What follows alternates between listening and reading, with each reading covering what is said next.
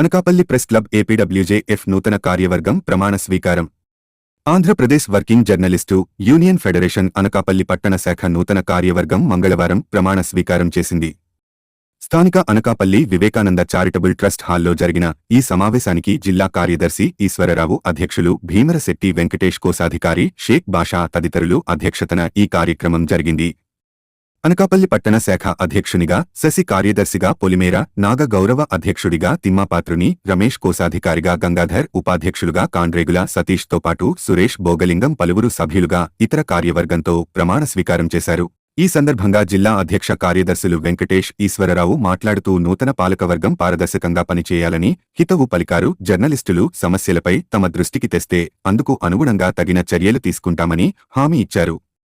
ఐకమత్యంతో పని చేయాలన్నారు. అందరినీ కలుపుకుపోవాలన్నారు. ఎటువంటి వివాదాలకు లేకుండా పనిచేయాలని సూచించారు. ముందుగా పాత కార్యవర్గాన్ని అభినందించారు. నూతన కార్యవర్గానికి పూలమాల వేసి సత్కరించారు. ఈ కార్యక్రమంలో పత్రికా విలేకరులు హాజరయ్యారు.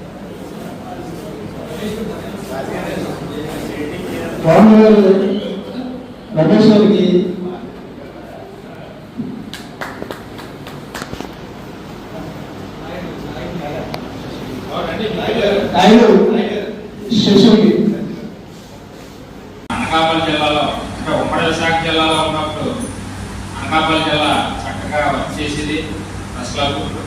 ఇప్పుడు మనకు మెయిన్ అనకాపల్లి జిల్లా. అనకాపల్లి జిల్లాలో నాకు తెలిసి మన ప్రెస్ క్లబ్లో సుమారు ఒక 80 మంది ఉన్నట్టున్నారు. మన సమావేశాలకు వచ్చినప్పుడు మన సమావేశానికి కానీ ఈ సమావేశానికి కానీ మొత్తం 40 మంది కూడా కనపడట్లేదు.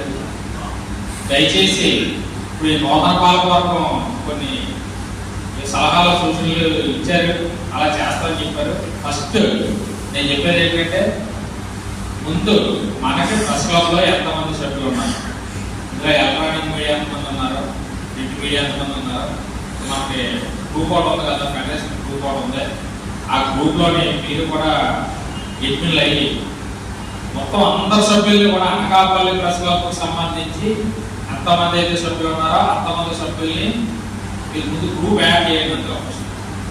యాడ్ చేస్తే అప్పుడు జిల్లాకి కూడా తెలుస్తుంది ఎంతమంది సభ్యులు ఉన్నారు, ఎంతమంది వస్తున్నారు, ఎంతమంది రాలేదు, మనకి మీటింగ్కి ఏం జరుగుతుంది అని చెప్పేసి మనకు కూడా తెలుస్తుంది. ఫస్ట్.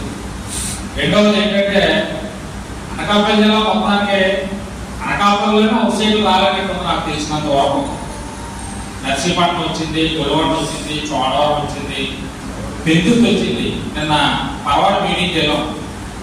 ఎమ్మెల్యే పరికల్ రమేష్ బాబు గారితో నేను మాట్లాడుతున్నప్పుడు నర్సీపట్నం 45 మందికి అవుట్ సైడ్ ఇచ్చారు.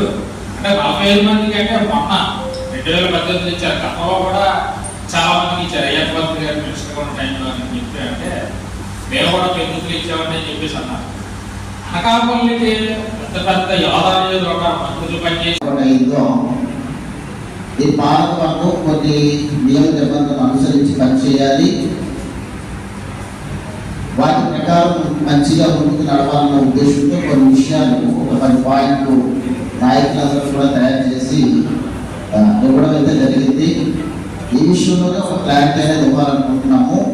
ఏదైతే ఇప్పుడు కొత్తగా బాడీ ఎలక్ట్ అయిందో, నూతన పాలకవర్గం ఏదైతే ఎన్నుకోబడిందో 100కి 100% ఈ విషయాల్లో మేము కట్టుబడి ఉంటామని మరొకసారి మీ అందరి సమస్యలు కూడా తెలియజేస్తున్నాం.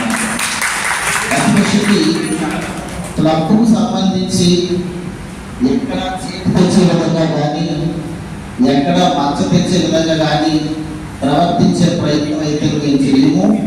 ఒకవేళ అలాంటి ఇష్యూస్, పరిణామాలు ఏవైనా మీ దృష్టికి వస్తే మీరు కులంకుశంగా చక్కగా మా విషయంలో మీరు యాక్షన్ తీసుకోవచ్చు. ఆ విషయంలో మేము కట్టుబడి ఉంటామని జిల్లా నాయకులు కావచ్చు, సభ్యులుగా మీ అందరికీ కూడా మేము ఈ విషయాలు అయితే మేము తెలియజేస్తూ ఉన్నామండి. లేకపోతే నాయకత్వం మాకు ఇచ్చేసారనే కాదు, కానీ క్లబ్ని సమర్థవంతంగా